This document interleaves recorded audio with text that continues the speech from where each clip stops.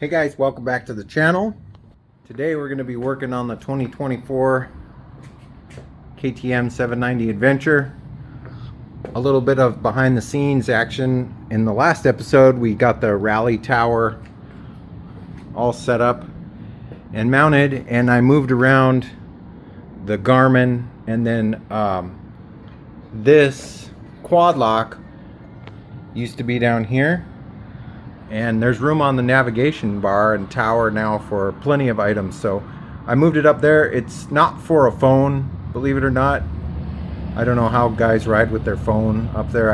I just can't do it. It's for the drone remote.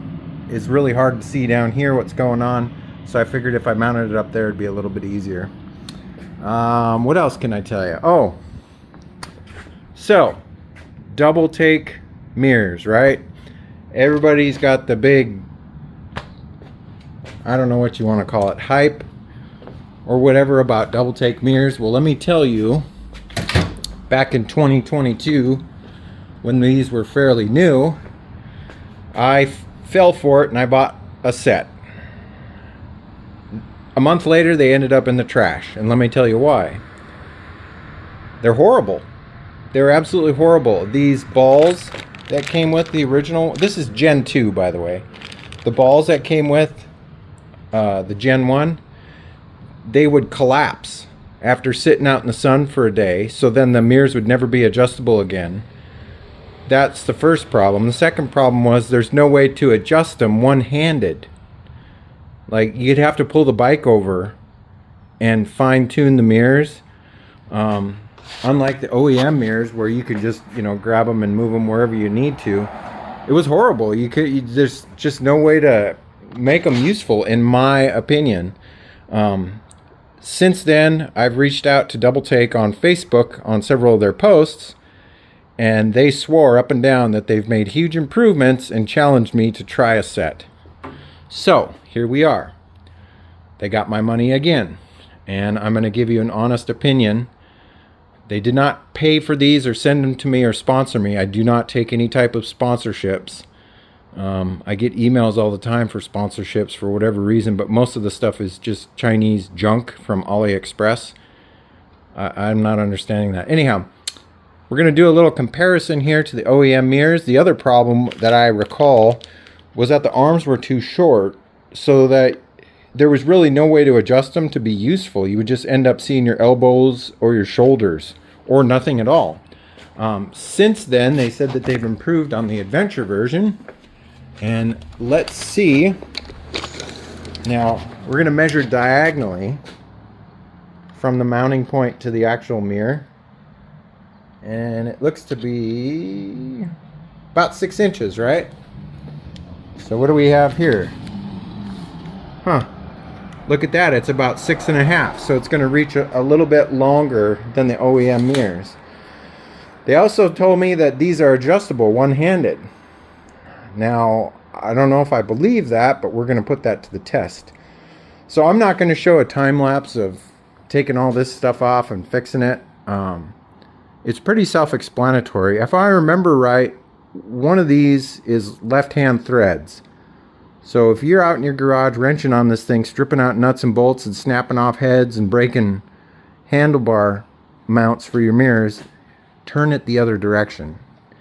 Every motorcycle I've worked on that I've owned has had left-hand threads on one of these. Anyhow, we're going to get started, get it mounted up, and then I'll give you some opinions while the bike is just sitting here. Oh, the first generation, the one other thing that I would say about them is you would tighten them up and get on the freeway, and as soon as you hit 70 miles per hour, the things would flop into a position where they were useless. So I'm hoping that all these things have been fixed on the second generation. Okay, Doubletake, I'm going to eat my own words now. Consider me impressed. This is a huge improvement compared to your Generation 1 setup. All the way from the actual way that these mount, to the balls that are rubber coated aluminum, to the fact that you can now adjust them one-handed. That is a massive, massive improvement compared to the original ones.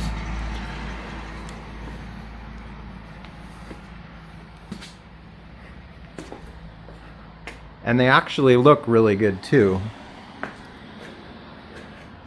The only other thing I would consider getting from them, if you leave your bike in a location that's kind of sketchy, is they make some security nuts to replace these hand adjusters. It's basically turns this into a Torx nut. Not that they won't get stolen with that on there, but I mean, who messes with motorcycles nowadays? Just the scum of the earth, I guess you could say. Or people just asking for it. Either or. But yeah, huge improvement. These are really nice. These arms stay adjusted to where they're supposed to. I really like these. So thumbs up. Good job, Doubletake. I take back everything I said about your company on the previous generation mirrors. I think that's probably going to be it for this episode, guys. If you like this episode, give me a thumbs up. If you're not subscribed yet, I'd love to have you as a subscriber. You're going to want to stay tuned.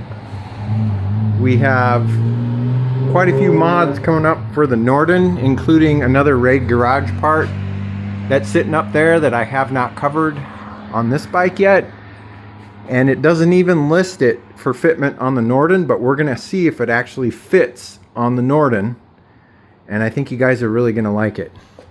But other than that, I hope you guys are staying safe, taking care of each other. And as always, I will catch you next time. See you later. Bye-bye.